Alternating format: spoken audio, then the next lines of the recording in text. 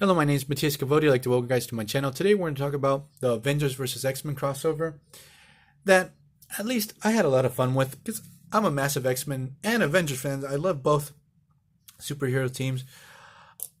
When I got into comic books way back in 1989, I started collecting X-Men comic books first. I really loved them. Then during the mid-90s, after the whole Heroes Reborn and Heroes Return era of Marvel, I started really getting into Avengers 2 to the point that like in the mid 2000s, early 2000s, I started reading more Avengers stuff than X-Men stuff. And I was really delighted when I found out about this crossover. I felt like they did a pretty good job with the story. There's a couple of things I don't like, maybe a couple of characterizations that feel a little bit off at moments. There's a couple of plot holes. Marvel tries to plug in too many tie-ins as usual, and it does hurt the story a little bit. But I'm going to cover the first 6 issues of this crossover to you guys, obviously what I liked and what I didn't like about it. And right off the bat, the story is driven by the Phoenix Force. Me being an X-Men fan, I've always loved the Phoenix stories and stuff. Anything that revolves around the Phoenix, at least I feel like you're always going to get at least a pretty decent story. Phoenix Force is coming back to Earth. It's going to searching for a new host. The story starts off with the Avengers. They're in New York City. There's an object traveling at an insane speed towards the city. It goes right through an airliner. The thing is, this jet is starting to fall towards the city. The Avengers get into action, stop the plane, the Boeing 747 colliding and killing a bunch of people. So the Avengers save a bunch of lives. And what we discover the object wasn't an object, it was actually Nova, the new Nova. One quick thing is that this particular Nova, I never got around to reading a series, even though I did love the Richard Rider Nova series during the 2000s. For some reason, I never got around to reading this one. So that's on my to-do list. He comes to Earth to warn the X-Men, the Avengers, any hero. The Phoenix is coming, and this is going to be a lot of trouble. We cut to Scott Summers. He's training with Hope Summers on Utopia. It's like a mutant country off the coast of California, near San Francisco. Marvel did a good job in building up a bunch of things towards the story, like the whole thing that Hope Summers is like the mutant messiah. One of her powers is she's able to jumpstart mutant or Latin mutant powers, touches the person, and their mutant powers activate. This is going on during the X-Men series. I don't remember if she got her own series and her own mutant team. I'm not sure. I can't. Oh man, I'm getting old. I think she did. And another thing that I didn't like about her character is that her other powers were she could copy any other character's powers. That felt really lazy. Even in the X-Men side of the Marvel universe, there's like at least 5 or 6 characters that can already do this. Like right off my top of my head, you got Gideon, Mimic, Cinch. Just with 3 characters, like another character that can do this. It's like, damn, why? I would have wished they would have done like something crazy with their powers or something like really weird, or like maybe like Layla Miller's powers or stuff like that from X Factor. So the thing is, they build her up to be the mutant messiah. Cyclops is like super hard with her training. He's like, you're gonna become the leader of our people. You're gonna have to be tough as nails, and he's really hard on her. But what happens during the training is her powers flare up, and she manifests the Phoenix Force, almost kills Cyclops, and so the X-Men know that the Phoenix Force is coming, and this is going to be a lot of trouble for them. So we get Captain America having a briefing with the government. Cap goes to Wolverine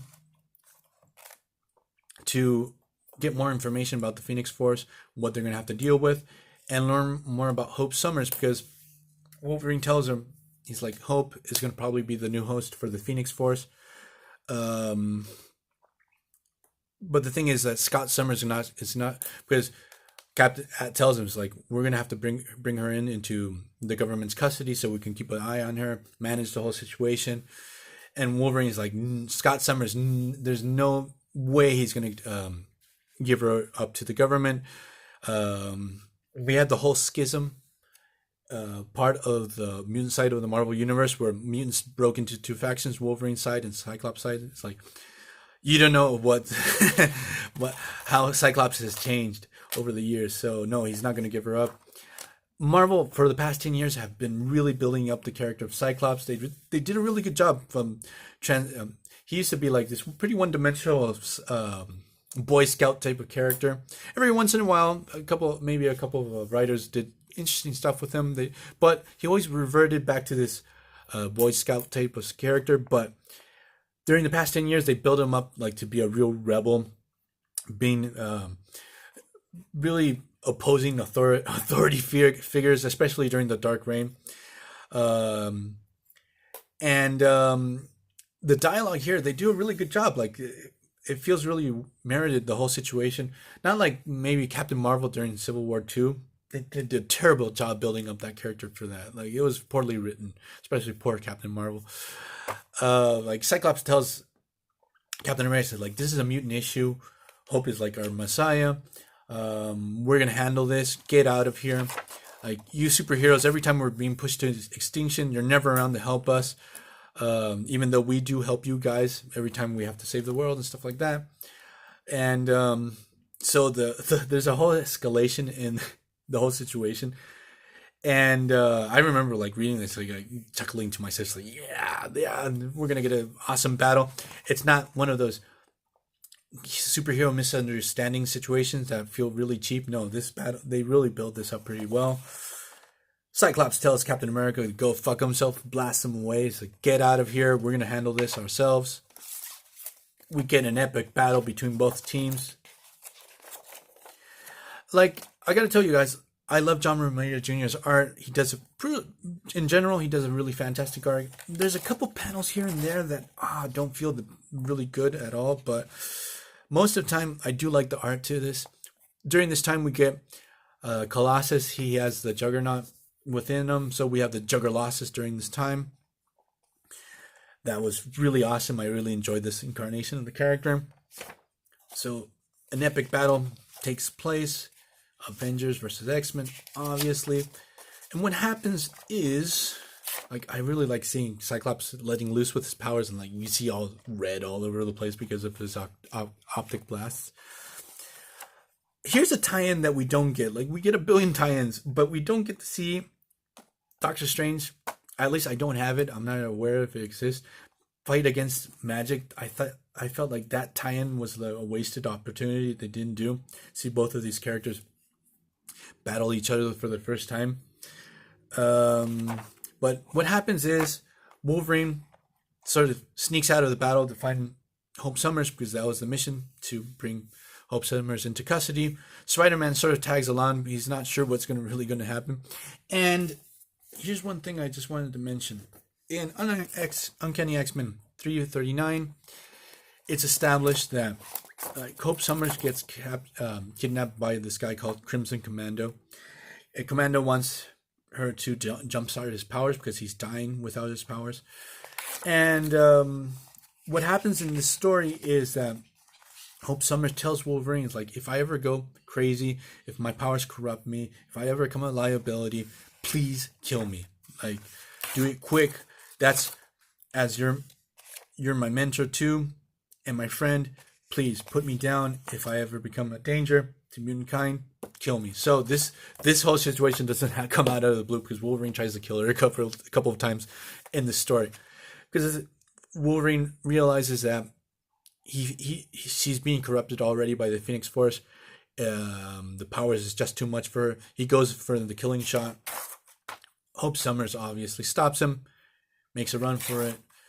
Here we have a reference to the tie-in of the Secret Avengers out in space. That was a really weird tie-in.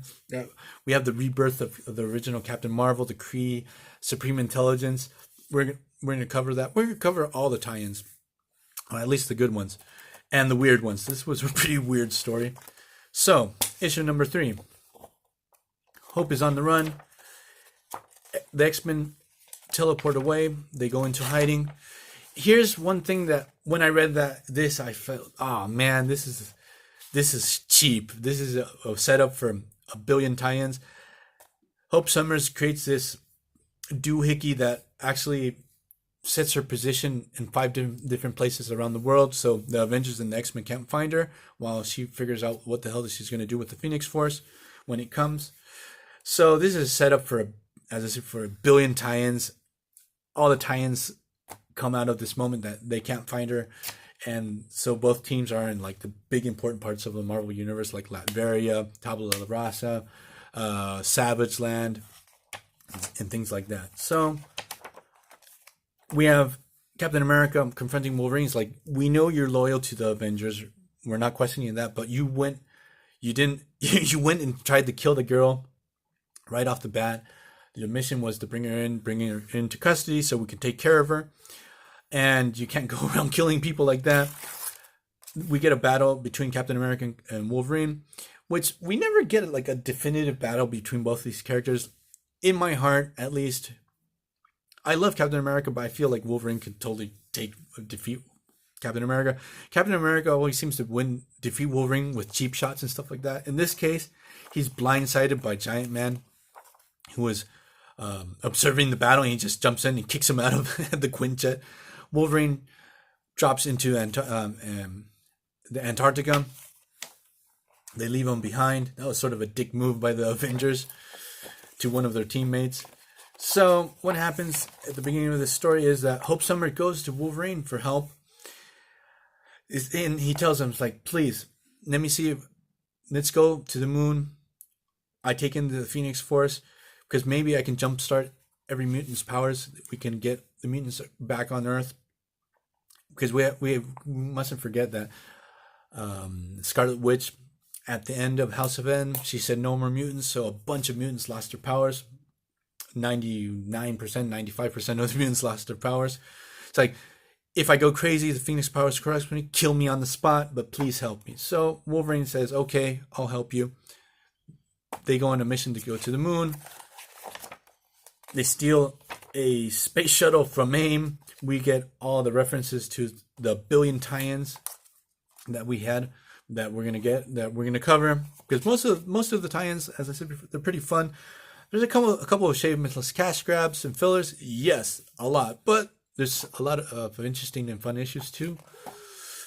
So